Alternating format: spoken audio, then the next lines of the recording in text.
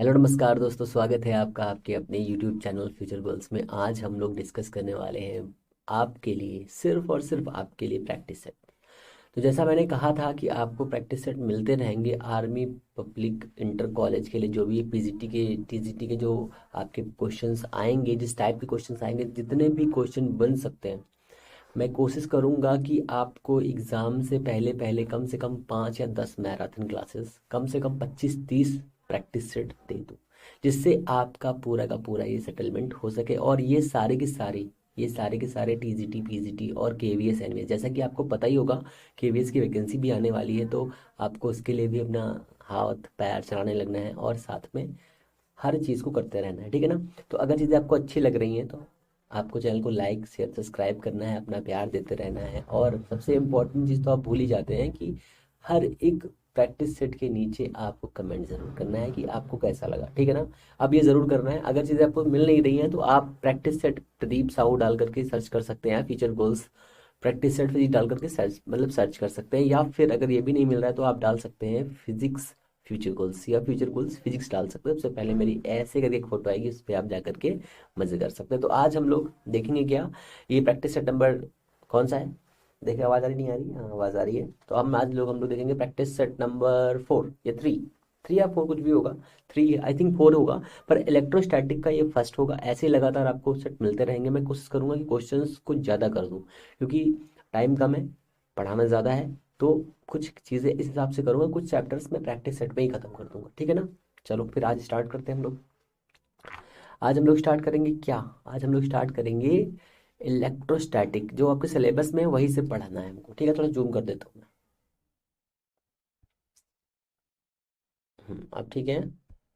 Okay, दिया हुआ है, दोनों में है।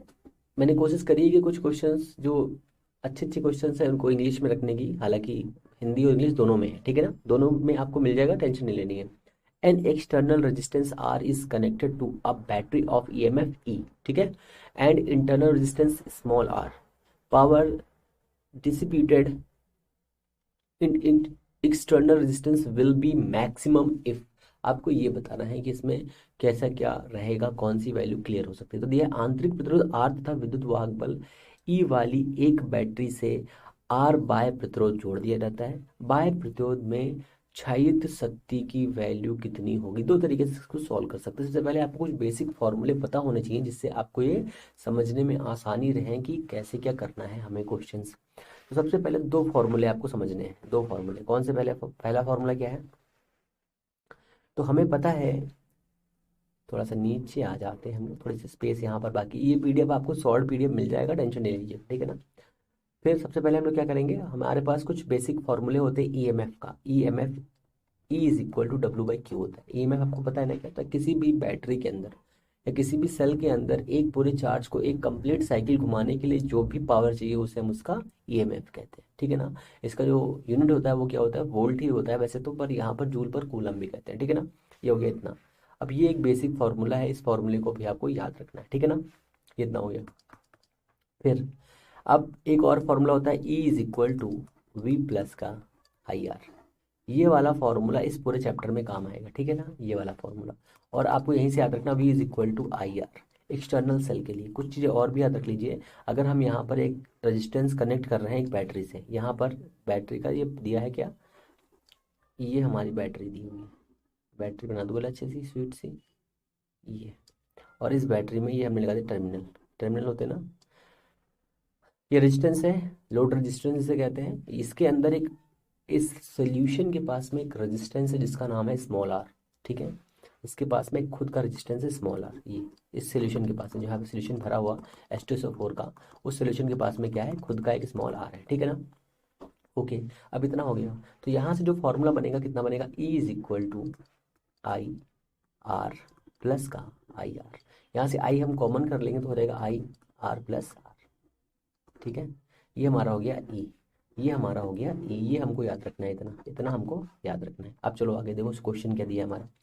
आंतरिक तो दिया है और विद्युत वाहक बल दिया है, ईएमएफ दिया हुआ है, बैटरी से कनेक्टेड है, एक्सटर्नल रेजिस्टेंस भी दिया है।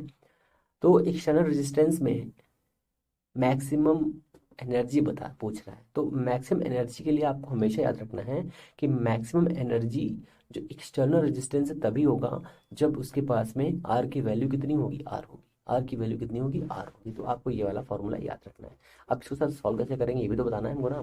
तो सॉल्व करने के लिए आपको दो तरीके लगाने हैं, मैक्सिमम एनर्जी निकालनी है। ये आपको समझ में आ गया ना, इतना समझो। इसके बिना इसको सॉल्व कैसे करना है, तो इसको सॉल्व करने के लिए तरीका क्या है। सॉल्व करने के लिए तरीका, थोड़ा सा मैं पेन चेंज करता हूँ पहले तो, है ना। तो हमारे पास में ई है W/Q, ये होता है, ठीक है सर बिल्कुल होता है। पावर क्या होती है, P is equal to W/T होती है, कहेंगे सर बिल्कुल होती है। होता है कि नहीं होता है, कहेंगे सर होता है। अब इस वाले फॉर्मूले और इस वाले फॉर्मूले को थोड़ा सा दिमाग ला के देखो, दोनों में W/Q है, W/Q है कि नहीं है। तो अगर हम यहाँ से E निकालें तो E इज इक्वल टू क्या हो जाएगा, V, W इज इक्वल क्या होता है, V/Q होता है कि नहीं होता है, कि गलत बता दिया, गलत बता दिया। V is equal to W/Q होता है, ठीक है ना, पोटेंशियल W/Q इतना हो गया। तो W इज इक्वल क्या हो जाएगा, VQ हो जाएगा नहीं हो जाएगा।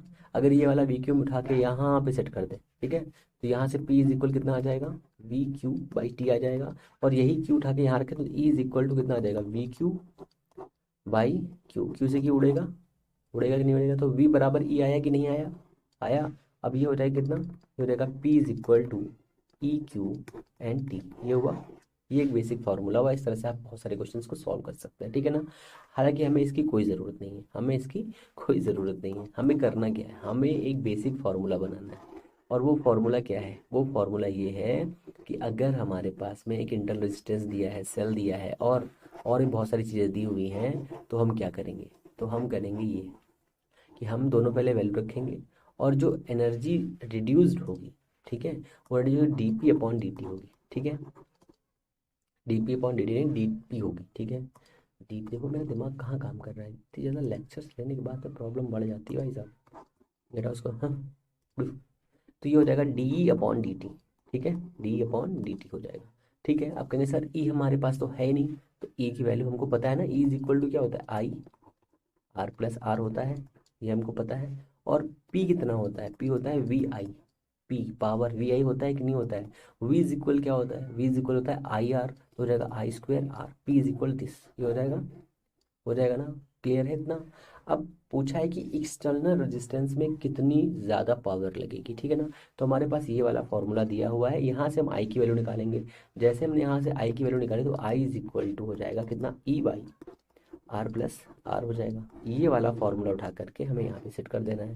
जैसे यहाँ सेट करेंगे तो क्या हो जाएगा, P is equal to E²/R+R का होल स्क्वायर इंटू आर।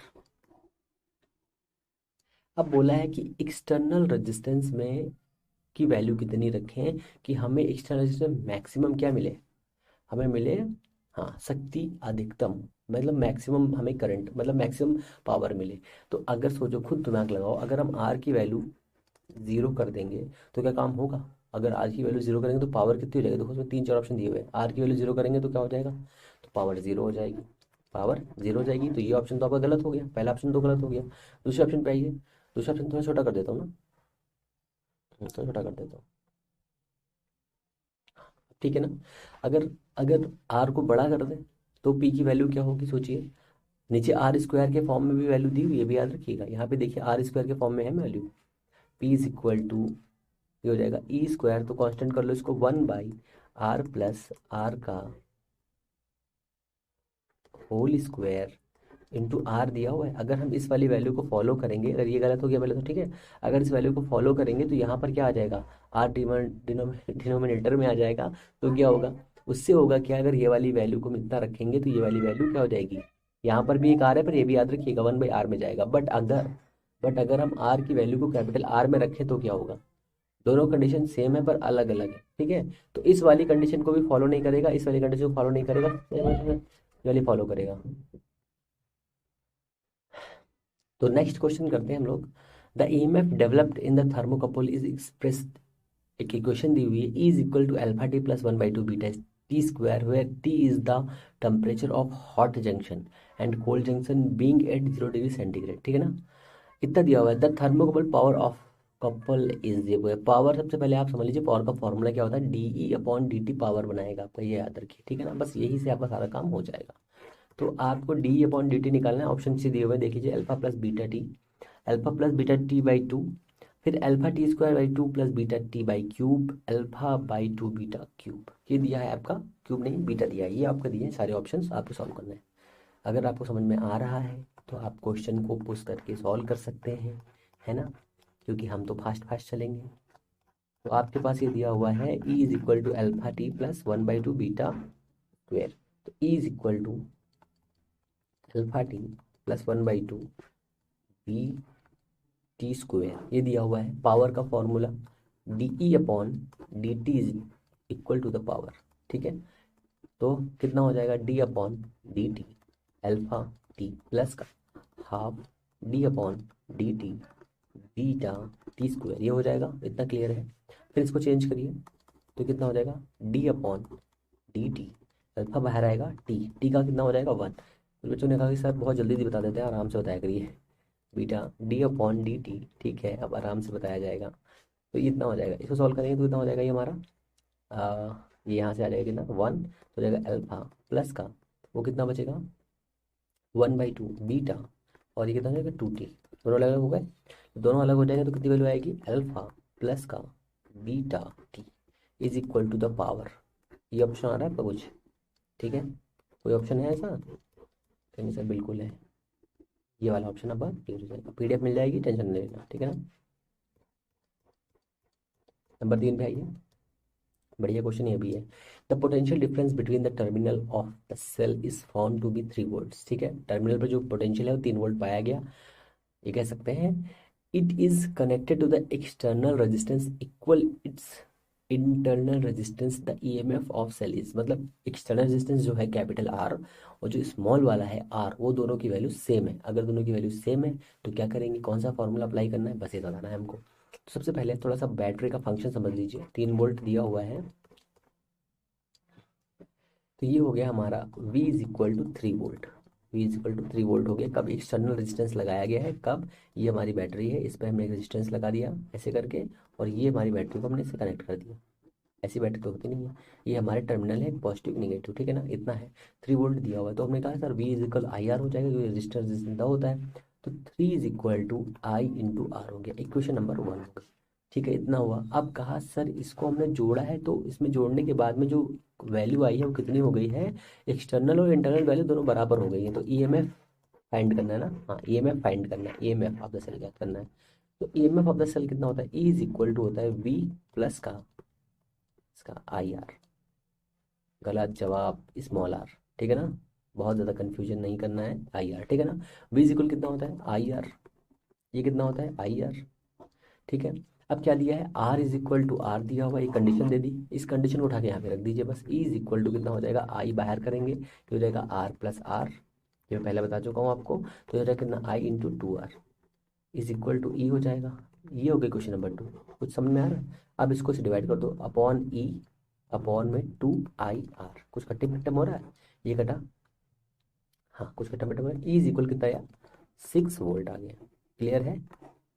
कोई भी दिक्कत हो किसी भी इसमें क्वेश्चन में आप कमेंट कर दीजिएगा, ठीक है, आपके हर कमेंट का रिप्लाई ज़रूर कर दिया जाएगा। ये आपका क्वेश्चन सही हो जाएगा, ये आपका ऑप्शन सही हो जाएगा, ठीक है।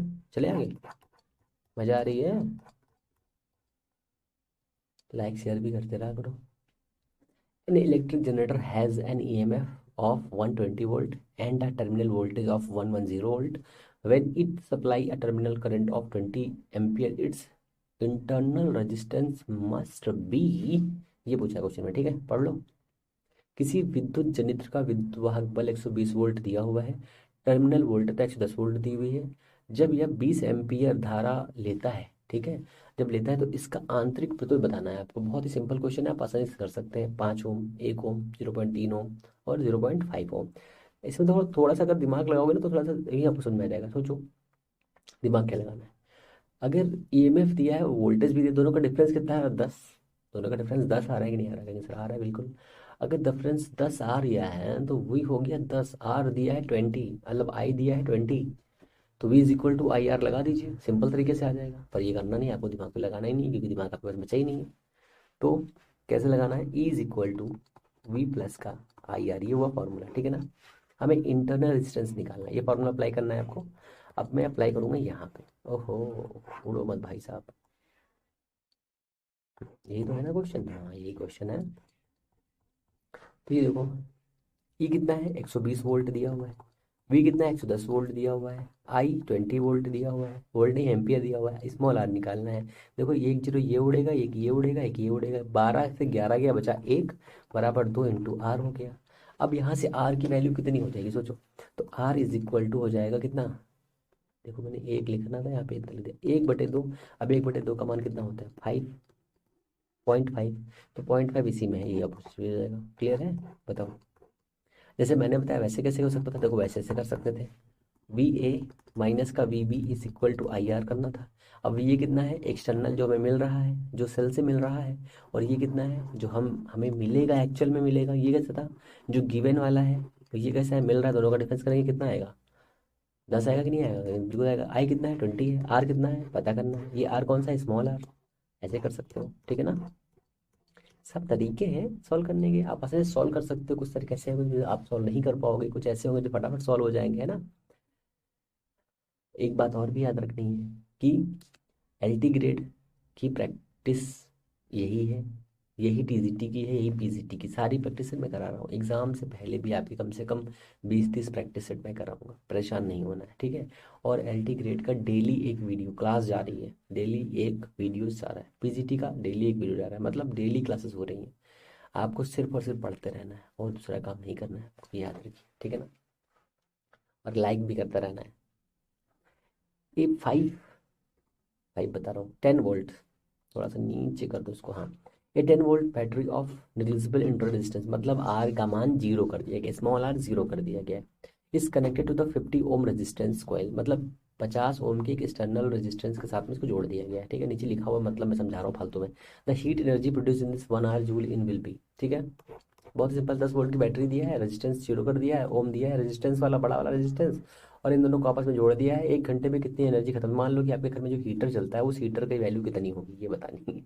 हीटर में जो मतलब हीटर का जो खेल होता है, उस हीटर में जो मान निकलते हैं ना, जैसे मान लो कितनी एनर्जी आपके घर की बिजली कितनी आएगी, ये कितनी खर्चा हो गई है, ये पूछता है भैया, इसमें आपको ये बताना है, तो कहेंगे सर ये तो हमको पता है, ये हम बार बताएंगे नहीं आपको। हम कहें बिल्कुल बता दो भाई, नहीं तो हम दिक्कत करेगा।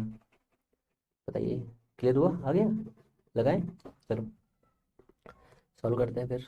रेड से नहीं, ब्लू से सॉल्व करते हैं, ब्लू से, ब्लू। तो क्या क्या दिया देखो, वी दिया हुआ है 10, V is equal to 10 volt दिया हुआ है। सबसे पहले गिवन जो दिया है उसे लिख लिया करो।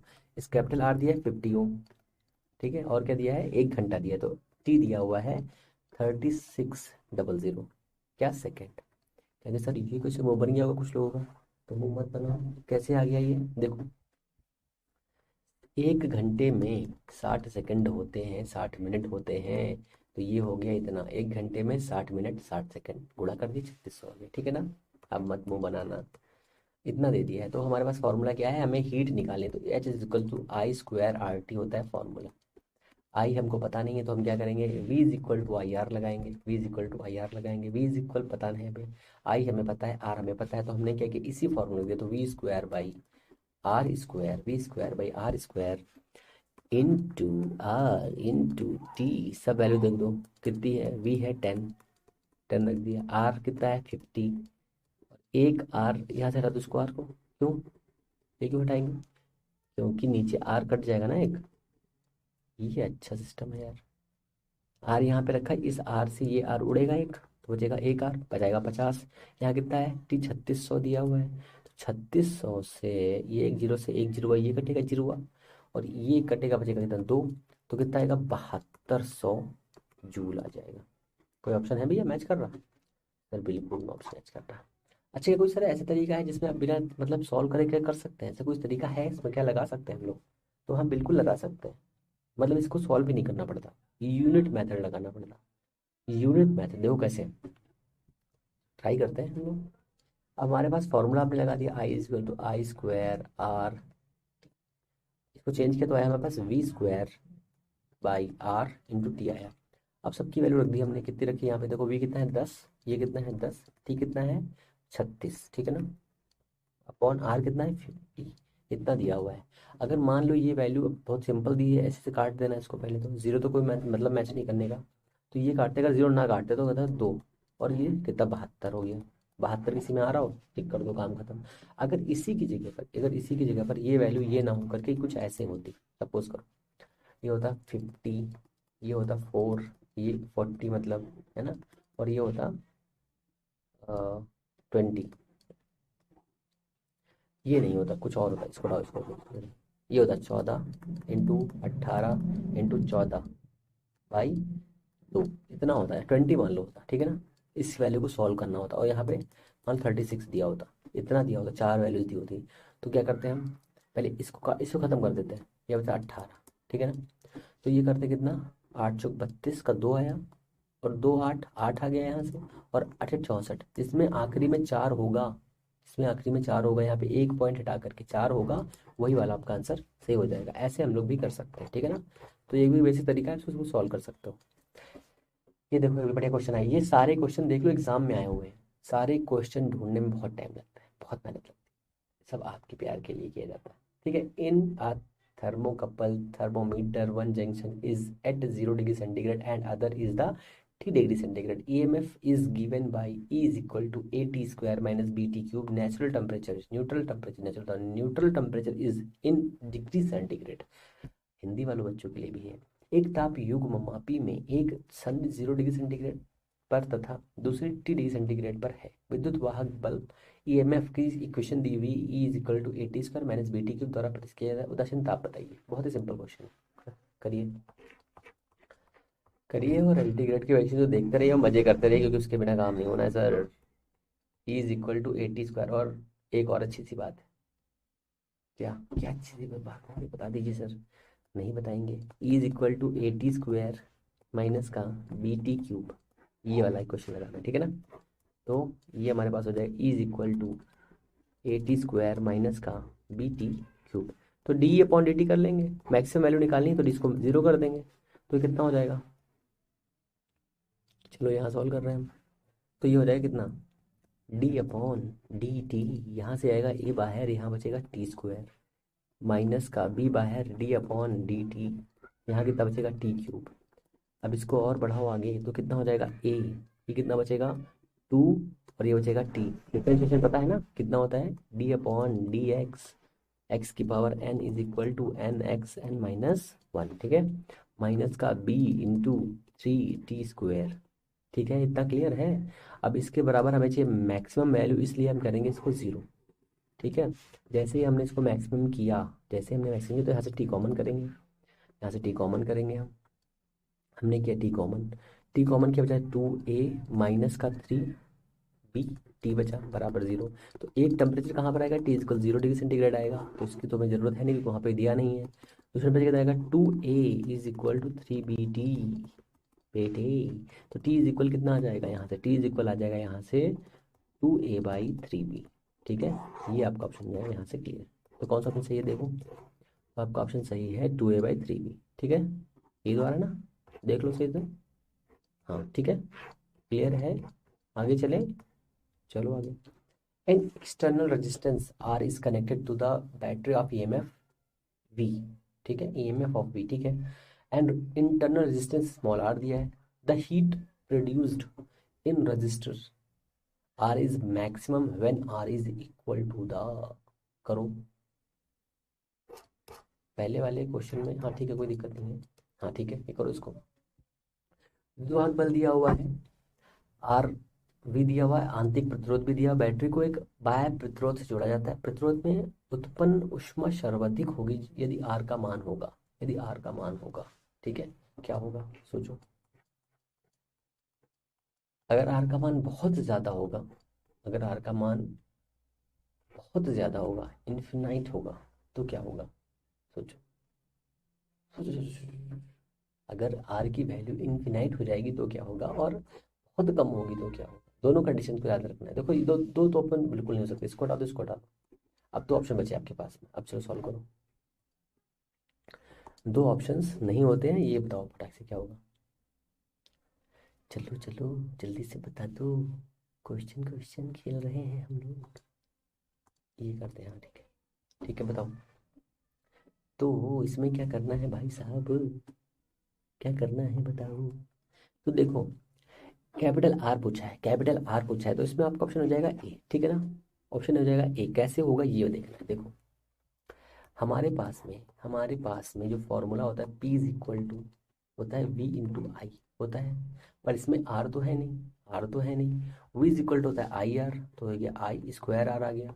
अब आई बराबर होता है कितना, E by R plus R into R. ये होता है नहीं होता है, कहीं से बिल्कुल होता है, ये वाला फॉर्मूला होता है। अब इसमें सोचो, अगर आर की वैल्यू इन्फिनाइट कर देंगे, ठीक है, आर की वैल्यू इन्फिनाइट कर देंगे, तो क्या ये फंक्शन काम करेगा, नहीं काम करेगा। तो हमने क्या किया, इस आर की वैल्यू को कर दिया आर। जैसे हमने ये किया, वैसे ही ये वैल्यू कितनी हो जाएगी, बढ़ जाएगी, ठीक है। ये मतलब ये वैल्यू घट जाएगी, ठीक है, घटेगी तो ये वाली वैल्यू बढ़ जाएगी। तो यहाँ पर आर इजक्वल टू आर हो जाएगा, ठीक है ना। ओके, आगे चलिए। किसी आदर्श स्थिर वोल्टेज स्रोत का आंतरिक प्रतिरोध होता है जीरो। जहां पर भी आपको आइडियल दिख जाए वहां पर आपको सीधे जीरो कर देना है। जीरो मतलब ठोक देना है जीरो, ठीक है ना। चलो आगे चलो। बढ़िया क्वेश्चन है भैया, छोटा कर बोला था ना, दिख नहीं रहा होगा। अब ठीक है। When 10 cells each of EMF 2 volts and internal resistance 0.5 ohms joined in series में जोड़े जा रहे हैं, ठीक है। एक्सटर्नल रेजिस्टेंस भी दिया हुआ है, करंट फाइंड करनी है। एक्सटर्नल रेजिस्टेंस में कितनी करंट आएगी ये आपको बताना है। सिंपल तरीका है, बहुत आसान इसका सॉल्व करना। तो कुछ बेसिक चीज़ बता रहा हूँ आपको पहले। देखो बेसिक चीज़ क्या है, बेसिक चीज़ ये है कि अगर किसी भी दो तीन सेल अगर हम जोड़ रहे हैं किसमें, सीरीज में, मान लो ये सेल का ईएमएफ हो गया, ये इसका रेजिस्टेंस हो गया। अब इसको हमने एक और सेल से जोड़ा, ये रेजिस्टेंस हो गया, फिर में जोड़ा ये, फिर ये जोड़ा, फिर ये जोड़ दिया सेल एक। तो इस सेल के पास में कितना वोल्टेज आएगा, तो नेट ईएमएफ सीरीज में जोड़ने पे कितना होता है, नेट ईएमएफ सीरीज में जोड़ने पर कितना होता है, तो होता है एन इंटू ई। एक सेल का, ये एक सेल का ई है, तो हमने इसमें एन सेल जोड़ दिए। तो जोड़ने के बाद में नेट ईएमएफ कितना मिलेगा, हमें मिलेगा, बताओ, एन इंटू ई मिलेगा, ठीक है। अगर यही पैरेलल जोड़ते तो उसमें सिर्फ ई मिलता। अगर ई सेल के 10 सेल अगर हम जोड़ते तो हमें क्या मिलता, हमें सिर्फ और सिर्फ ई वोल्टेज मिलता। बट यहाँ पे हमें एन इंटू ई मिल रहा है, तो मतलब 20 वोल्ट हमें मिल रहा है एक में, है ना। कितना मिल रहा है, 2 वोल्ट एक में। तो 10 सेल जोड़े हमने, कितना हो गया, तो नेट ई में कितना हो गया, 10 सेल जोड़े हैं, एक का वोल्टेज 2 है, तो कितना गया, 20 वोल्ट, ठीक है। तो net E M F net is equal to this, 20 volt आया, ठीक है। दूसरा क्या है, इंटरनल रेजिस्टेंस 0.5 दिया है एक सेल का, ठीक है। अब सीरीज में जब रेजिस्टेंस जोड़ते हैं तो क्या होता है बताइए फटाफट। एक हो गया, दो हो गया, तीन हो गया, तो ये हो गया R1, ये हो गया R2, ये हो गया R3, ऐसे करके n तक जोड़ दिए हमने। तो जब सीरीज में जोड़ते हैं तो होता है R is equal to R1, R2, R3। ये होता है कि नहीं होता है, कहीं से बिल्कुल होता है। तो अगर एक हमारे पास 0.5 है, एक हमारे पास 0.5 है, तो 10 कितने हो जाएंगे, 10 मिला के कितना हो जाएगा, R इज इक्वल हो जाएगा ना 0.5 इंटू 10, कितना आएगा 5 ओम, कितना आएगा 5 ओम, है ना। 0.5 ओम आ जाएगा, आएगा। ये हमारा आ गया टोटल आर एन, मतलब जो इंटरनल रेजिस्टेंस है टोटल कितना आया, 5 ओम, पॉइंट नहीं आएगा भैया, 5 आएगा, 5 ओम आ गया, 5 ओम आ गया। अब हमारे पास फॉर्मूला है E is equal to V plus का आई आर। तो ई कितना है, 20 वोल्ट। हमें क्या फाइंड करना है, हमें करंट फाइंड करनी है। हाँ, हमें करंट फाइंड करनी है। तो इसके बराबर क्या हो जाएगा, आई इंटू आर प्लस का ये वाला आर। तो 20 ये दिया हुआ है, आई ये हो गया, आर कितना है, आर 10 दिया हुआ है एक्सटर्नल, ये 5 है, इसलिए आई कितना हो जाएगा, 20/15, कट करो, 4/3, कितना भाग करने पे आएगा, 1.33, 1.33 आपका आंसर हो जाएगा ये वाला, ठीक है ना। समझ में आया। इस वाले क्वेश्चन में देखो सेम टू सेम ऐसा ही क्वेश्चन है, बस इसमें ये पूछा है कि धारा का महत्तम मान कब होगा, धारा का महत्तम मान कब होगा। मतलब अगर कुछ इस टाइप में सिस्टम दिया हुआ होगा तो उसमें करंट की वैल्यू कितनी होगी ये बताना है। बहुत ही सिंपल क्वेश्चन, इसमें कुछ नहीं करना है। देखो दो ऑप्शन तो पहले काट दो इसमें, ये ऑप्शन तो होने सर है, ये ऑप्शन तो होने सर है, बचे दो ऑप्शन। अब दो ऑप्शन में आपको याद रहेगा कि सर आर बराबर आपने बताया था, पर वो तो मैक्सिमम हीट के लिए था, मैक्सिमम हीट के लिए था, मैक्सिमम करंट के लिए ये वाला सही हो जाएगा। कैसे हो जाएगा देखो सोचो। अगर हम अगर हम एक्सटर्नल रेजिस्टेंस को हम नहीं ऐड करेंगे, अगर एक्सटर्नल रेजिस्टेंस को हम ऐड नहीं करेंगे बैटरी से, ठीक है, ये हमने ज़ीरो कर दिया, तो हमारा E इज इक्वल टू क्या हो जाएगा, आई इंटू आर प्लस का आई आर होगा। अब हमने इसको ज़ीरो कर दिया है, अब हमने ज़ीरो किया तो आई कितना आएगा, E बाई आर आएगा कि नहीं आएगा, आएगा, ठीक है। और दूसरा क्या हो जाएगा, E बराबर P हो जाएगा। यही कंडीशन मैक्सिमम करंट की कंडीशन को फॉलो करती है, तो ये आपका ऑप्शन क्लियर हो जाएगा, ठीक है ना, ये वाला ऑप्शन आपका क्लियर हो जाएगा, ठीक है। आगे चले, आई थिंक ये क्वेश्चन रिपीट हो गया है।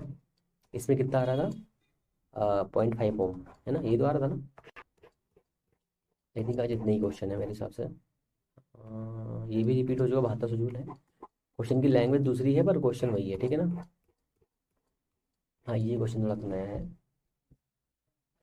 If a negligible small current is passed through a wire of length 15 metre, ठीक है, and of the resistance 5 ohm having uniform cross section of 6 10 to power minus 7 metre square, then coefficient of resistivity of the material is, resistivity का formula क्या होता है,